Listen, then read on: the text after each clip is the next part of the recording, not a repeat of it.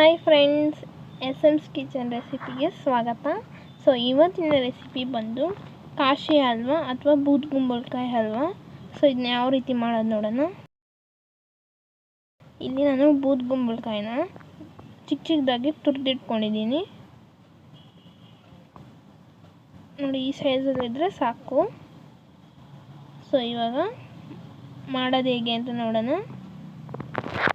So ಇವಾಗ ಒಂದು ಪಾತ್ರೆಗೆ ಸ್ವಲ್ಪ ತುಪ್ಪನ ಹಾಕೋತಾ ಇದ್ದೀನಿ.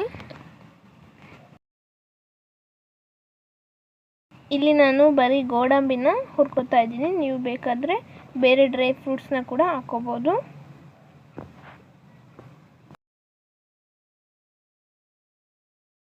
ಸೊ ಇವಾಗ ಅದೇ ಪಾತ್ರೆಗೆ ಬೂದ್ಗುಂಬಳಕಾಯಿನ ಹಾಕಿ ಚೆನ್ನಾಗಿ ಹುರ್ಕೊಳ್ಳಿ.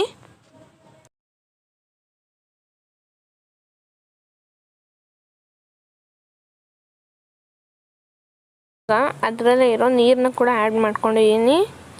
ಸೊ ಇವಾಗ ಇದನ್ನ ಚೆನ್ನಾಗಿ ಕುದಿಸಿ. ಸೊ ಈ ನೀರೆಲ್ಲ ಕಂಪ್ಲೀಟಾಗಿ ಡ್ರೈ ಆಗಬೇಕು.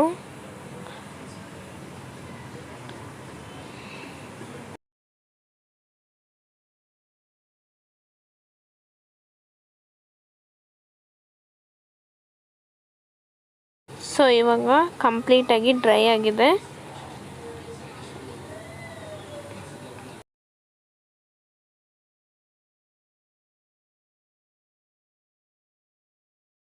ಈ ಕಪ್ನಲ್ಲಿ 1 ಕಪ್ ಆಗೋಷ್ಟು ಸಕ್ಕರೆ ತೊಗೊಂಡಿದ್ದೀನಿ. ಸೊ ಸ್ವೀಟ್ ಜಾಸ್ತಿ ಬೇಕಂದರೆ ನೀವು ಜಾಸ್ತಿ ಕೂಡ ಆ್ಯಡ್ ಮಾಡ್ಕೋಬೋದು. ಸೊ ಇದನ್ನ ಚೆನ್ನಾಗಿ ಮಿಕ್ಸ್ ಮಾಡ್ಕೊಳ್ಳಿ. ಸಕ್ಕರೆ ಪೂರ್ತಿಯಾಗಿ ಕರಗಬೇಕು.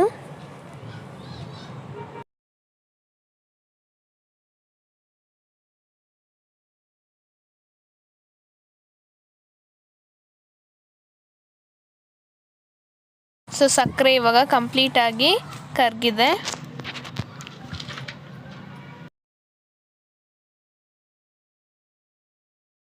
ಇಲ್ಲಿ ನಾನು pinch off yellow food colour ಹಾಕ್ತಾ ಇದ್ದೀನಿ.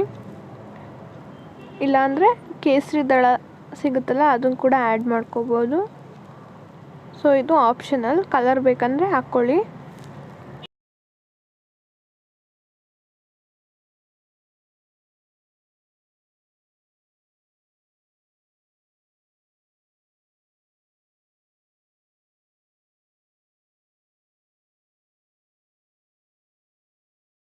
ಸಕ್ಕರೆ ಹಾಕಿದ್ಮೇಲೆ ಮತ್ತೆ ಡ್ರೈ ಆದಮೇಲೆ ಇದಕ್ಕೆ ತುಪ್ಪ ಆ್ಯಡ್ ಮಾಡ್ಕೊತಾ ಹೋಗಬೇಕು. ಸೊ ಫಸ್ಟ್ ಇಲ್ಲಿ 2 ಸ್ಪೂನಷ್ಟು ತುಪ್ಪನ ಹಾಕ್ಕೊಳ್ಳಿ. ಸೊ ಒಂದೇ ಸತಿ ತುಪ್ಪನ ಹಾಕಬಾರ್ದು.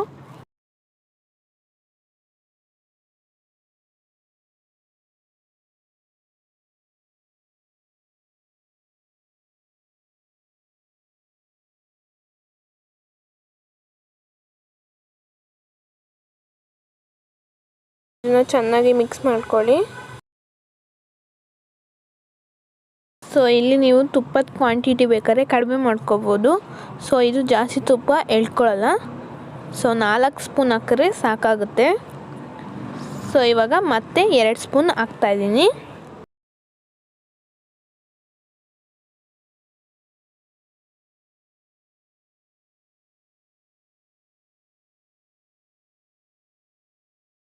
ಸೊ ಇವಾಗ ಚೆನ್ನಾಗಿ ಮಿಕ್ಸ್ ಮಾಡ್ಕೊಳ್ಳಿ. ಏಲಕ್ಕಿನ ಕೂಡ ಆ್ಯಡ್ ಮಾಡ್ಕೊತಾ ಇದ್ದೀನಿ.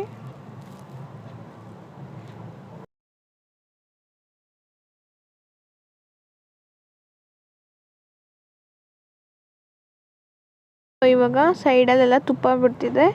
ಸೊ ಇದು ರೈಟ್ ಕನ್ಸಿಸ್ಟೆನ್ಸಿ. ಇವಾಗ ಗೋಡಂಬಿನ ಹಾಕ್ತಾ ಇದ್ದೀನಿ. ಸೊ ಇವಾಗ ಕಾಶಿ ಹಲ್ವಾ ರೆಡಿಯಾಗಿದೆ. ಇದನ್ನು ಒಂದು ಬೌಲ್ಗೆ ಸರ್ವ್ ಮಾಡ್ಕೊತಾ ಇದ್ದೀನಿ.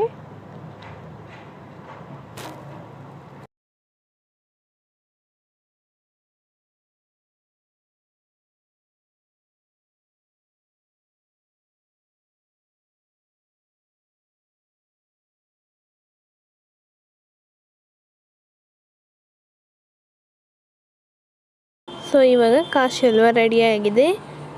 ಈ ರೀತಿ ಸುಲಭವಾದ ನಮ್ಮ ರೆಸಿಪೀಸಿಗಾಗಿ ಸಬ್ಸ್ಕ್ರೈಬ್ ಮಾಡಿ ಹಾಗೂ ಪಕ್ಕದಲ್ಲೇ ಇರೋ ಬೆಲ್ ಐಕಾನ್ನ ಕ್ಲಿಕ್ ಮಾಡಿ ಹಾಗೂ ಲೈಕ್ ಮಾಡಿ, ಶೇರ್ ಮಾಡಿ, ಕಮೆಂಟ್ ಮಾಡಿ.